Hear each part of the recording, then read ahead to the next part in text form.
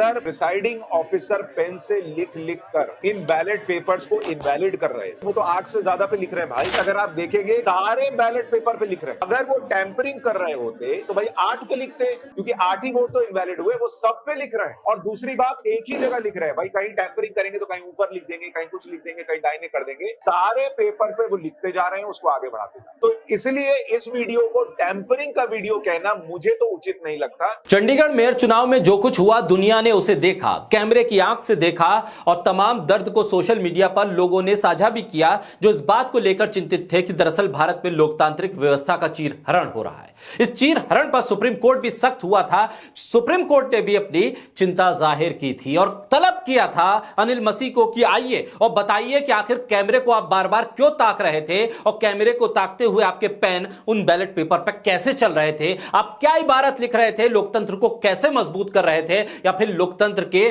उस अध्यादेश पर आप हस्ताक्षर कर रहे थे जिसमें लोकतांत्रिक व्यवस्था को खत्म करने का वचन जैसे आपने उठा लिया हो। लोकतांत्रिक व्यवस्था में अनिल मसीह के किरदार को लेकर लगातार चर्चा होने लगी थी और चर्चा इस बात को लेकर थी कि क्या अनिल मसीह अपने खुद के बल पर इतना बड़ा कदम उठा रहे हैं। कई मीडिया चैनल्स ने अलग अलग कैमरा एंगल से, कई सोशल मीडिया प्लेटफॉर्म पर इस बात को लिखा गया कि अनिल मसीह ने देखिए किस तरह से बैलेट पेपर पर क्रॉस का निशान बनाया, अपने सिग्नेचर के अलावा कोई और मार्क किया जिसकी वजह से ये 8 बैलेट पेपर इनवैलिड हो गए हैं। इस बात का जिक्र बार बार हुआ।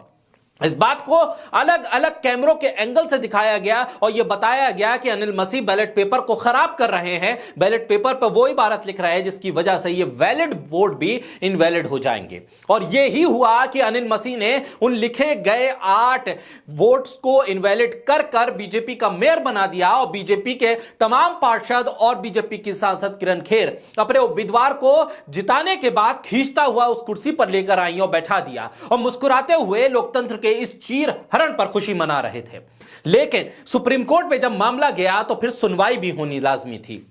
आज जिस तरह से अनिल मसीह ने कदम रखा सुप्रीम कोर्ट के भीतर, सुप्रीम कोर्ट में जब सवाल हुआ कि आप कैमरों को क्यों ताक रहे थे और क्या लिख रहे थे और क्यों लिख रहे थे, तब अनिल मसीह ने बड़ी मासूमियत के साथ यह कबूल कर लिया कि हां, मैंने सिग्नेचर के अलावा उन 8 बैलेट पेपर पर कुछ और निशान भी बनाए थे जिसकी वजह से वो बैलेट पेपर खराब हो गए, वो इनवैलिड हो गए। लेकिन इसी पूरी प्रक्रिया के बीच में अनिल मसीह का पहला वीडियो आने के बाद से ही गोदी मीडिया में सुशांत सिन्हा नाम का जो शख्स है, जो एंकर के तौर पर टाइम्स नाउ भारत पर अपने आप को प्राइम टाइम एंकर कहता है, अपनी पाठशाला चलाता है, वो ये बता रहा था कि अनिल मसीह ने कुछ गलत नहीं किया है। लोकतंत्र के चीरहरण पर वो अपनी दलीलें देकर अनिल मसीह को बचाने की कोशिश कर रहा था। ये बता रहा था कि तमाम बैलेट पेपर पर एक सी ही इबारत अनिल मसीह ने लिख दी है, मानो अनिल मसीह या बीजेपी की तरफ से उसके पास फीडबैक था कि आखिर किस तरह से डिफेंड करना है अनिल मसीह को।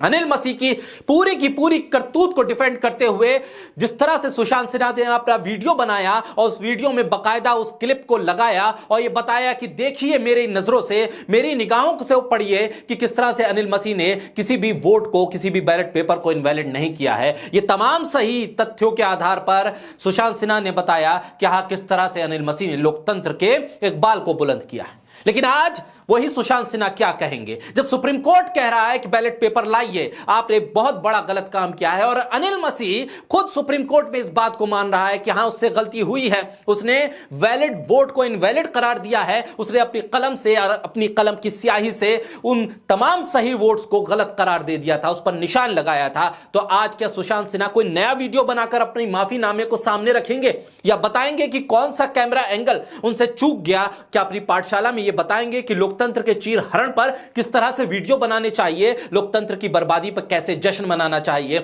इस सुप्रीम कोर्ट में अनिल मसीह का कबूलनामा दरअसल सुशांत सिन्हा जैसे गोदी एंकर्स के मुंह पर तमाचा है, क्योंकि ये व्यवस्था को ढीला छोड़ते हैं। एक पत्रकार की जिम्मेदारी यह होती है कि व्यवस्था पर नजर रखे और कहीं चूक हो, कहीं लोकतांत्रिक मान्यताएं, मर्यादाएं धराशायी हो तो आप उंगली उठाएं, आप बताएं कि मेरी कलम की ताकत से मैं ये लिख दूंगा कि लोकतंत्र की मर्यादाओं को इस सरकार के रहते हुए धराशायी किया गया है। लेकिन आपने वो ताकत नहीं दिखाई, आपने ताकत दिखाई लोकतांत्रिक व्यवस्थाओं को धराशायी होता हुआ देखकर उसको डिफेंड करने में। लेकिन आज जिस तरह से सुप्रीम कोर्ट में सुनवाई हुई है और अनिल मसीह का कबूलनामा हुआ है, वो गोदी मीडिया की सबसे बड़ी हार है, उसके बाद हार बीजेपी या अनिल मसीह की।